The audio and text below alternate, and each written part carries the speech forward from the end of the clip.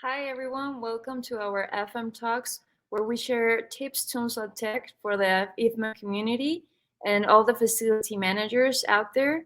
Welcome, and we're excited to invite some opinion leaders to share their insight on returning to office. So we're sharing tips and tricks for this 2022 challenge now, and we invited Ed Buckley, which is a JLL account director and part of the IFMA IT community, also for the IFMA Evolutionary, and Felipe Oliveira, also our JLL account director. Ed works for the North American community and Felipe for the LATAM community. So their insight is very valuable since they have a lot of experience so far from returning to office. So thank you both for joining us. Ed and Felipe, what are your thoughts on returning to office? What have you seen so far? All right, thank you, Valentina, for inviting us, and how exciting it is to be here in Mexico City for a few days.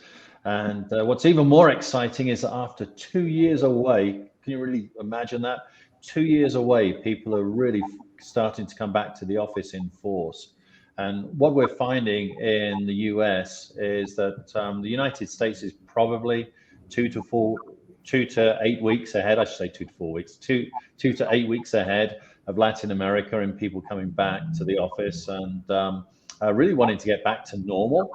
Except the problem is we don't know what normal is yet. And what we're finding is that people are using the space and they're having very different experiences. So what we'd like to share is just some of the initial learnings that we've got, which maybe can help our Latin America colleagues as we do full return to office. And so the first of those is that people are having very different experiences when they come into the office. We've got a whole bunch of folks who are super excited to be back.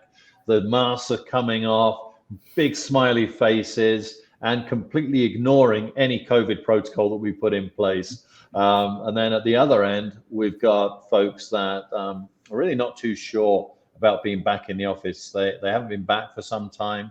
They don't know what we've put in place to actually ensure that we keep them safe and healthy.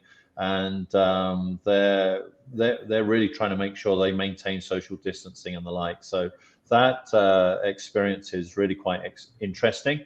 And Felipe, I know you're seeing that too. Yeah, thanks, Ed, and thanks, Valentina and IFMA for having us today. Yeah, I totally agree. And as Ed mentioned, the U.S. has been about 6 to 8 weeks ahead of the curve from what we're seeing in LATAM. It's been pretty consistent throughout the whole pandemic. So anything that's implemented in the U.S., we're starting to see it about 6 to 8 weeks later in Latin America. And as Ed mentioned, we're in Mexico City this week, where we've just started welcoming people back into the office for our client.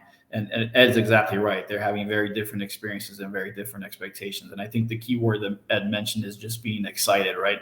And I think if our staff is excited and shows that we're excited to be back in the office, I think that goes a long way in easing people's concerns and encourages them to return on a day-to-day basis. So I think it's going well so far, but a lot of lessons learned from the U.S. that we're taking into consideration as we build and implement our plans for Latin America.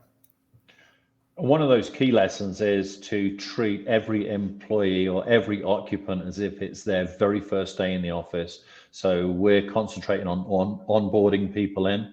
And in fact, some of the people that are coming into the office or coming into the workplace, they were recruited during the pandemic. So they actually haven't been in the office. And it's so we're finding that we've got lots of people working their way around, actually learning the space that we've provided for them. So that's a big area of focus for us. Felipe? Yeah, no, we're working through that right now in a couple client sites across countries in Latin America. We have a couple of pretty large groups of employees that have not been in the office for 2 years. They were hired at the beginning of the pandemic, and essentially all they've known is work from home. So they have never seen the office. They don't know the layout. They don't know where the cafeteria is. They don't know where the restrooms are. So we're actually having to treat those folks as if it is their first day in the office, and we're planning for that. And I think just to go back to my first point, I think excitement is key. Showing that we're excited that they're in the office, showing that we're excited to be in the office is helping a long way in transitioning those employees back into the workplace.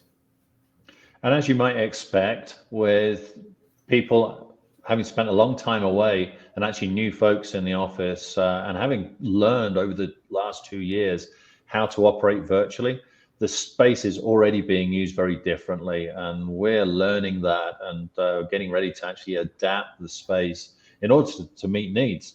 And in fact, adapting the space, recognizing that people are coming in on different days of the week. And we don't always know when they're coming in because they're using the space for collaboration.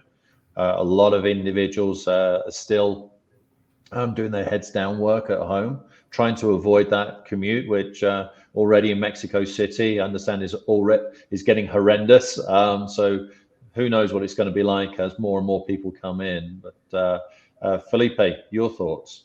Yeah, and I think forecasting has been a challenge as well. I think we experienced that in Mexico, aside from sitting in traffic for a couple hours to get to and from the office. When we got to the office on Monday, there was not a lot of people in the workplace on that day. I think we had between 20 and 30 people. And then when we went in yesterday, there was over 200 folks on site. And what we're finding, to Ed's point, is that people need a purpose to be in the office. So we're seeing people come in if they have a meeting, if they have a need to collaborate in person, they're coming in for those reasons. And if they don't, they're staying home. So the forecasting has been a challenge in trying to determine what the population is from a day-to-day perspective. And I think that's going to continue for a little while. But just being able to plan as if the office will be fully occupied, I think is key going forward. Yeah. And so it's a little bit counterintuitive, but the best way that at least I've been finding, and my colleagues in the United States have been finding, is that you must have a plan. That plan can change when people come into the office or into the workplace or whichever type of facility we support. But it's important to have a plan. It's important to have planned out the basics, know what our routines are, even down to signage. What should signage look like? What are we going to de-escalate? So what things are we going to take away as people are coming back into the office? And with that planning, it allows us to ensure that our customers, the occupants, they know that we're in control. And so that really does come from planning. It's been, I would say it's actually been something we've been fanatical about, that you must have a plan. That plan must be a pretty high level of detail so that you know, and then you can adapt and you can flex up and down because you have that plan in place. Yeah, and I think for us in Latin America, it's been key. Just to go back to the first point about us being 6 to 8 weeks behind North America, for example, I think there's a lot of lessons learned that we're taking from our counterparts in North America in our planning for folks to come back to work. So obviously the plans change. It's a fluid situation. We're kind of working as we go, and we're seeing some of those differences across the country. As Ed mentioned, signage, masks coming off, social distancing is being reduced. We're seeing differences from country to country, and those things are changing on a daily and a weekly basis. So being able to adjust, but having the key components of those plans in place, I think is key and greatly ensures, our success. And our last tip and trick for the day is to focus on healthy and safe buildings.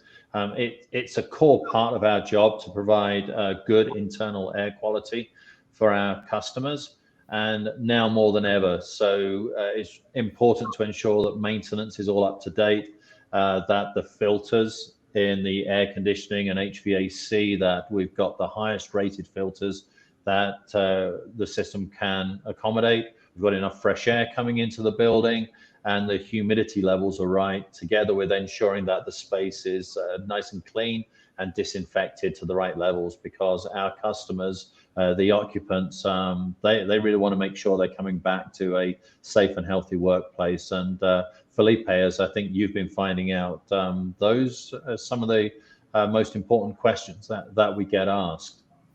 Yeah, and I think that's a great tip. And if I can add to that, just make sure that everybody's just prepared to answer questions. I think there's a lot more awareness out there from our occupants in regards to air quality and cleanliness, as to where before we would get, the comments about it being too hot or too cold. Now workers are concerned about, is the air that I'm breathing safe, or is this workstation that I'm sitting in clean and disinfected, as opposed to just the bathroom or the floor being dirty. I think there's a lot more awareness and attention being paid to those details. So just be prepared to have those questions come to you from the occupants of your office. Great. Thanks, Felipe. And Valentina, thanks for inviting us. It's been a real pleasure to chat with you. And really looking forward to seeing Latin America really returning to the office. Yes, thank you, Ed and Felipe, for sharing all this insight from both your perspectives, and hopefully we'll keep adjusting and learning from everything so far. Thank you both, and thank you all the IFMA community for joining. We expect to see you in the next FM Talk. Please visit our website, ifmagloballatam.ifma.com.org, to learn more about our resources and memberships. Don't miss out. Thank you.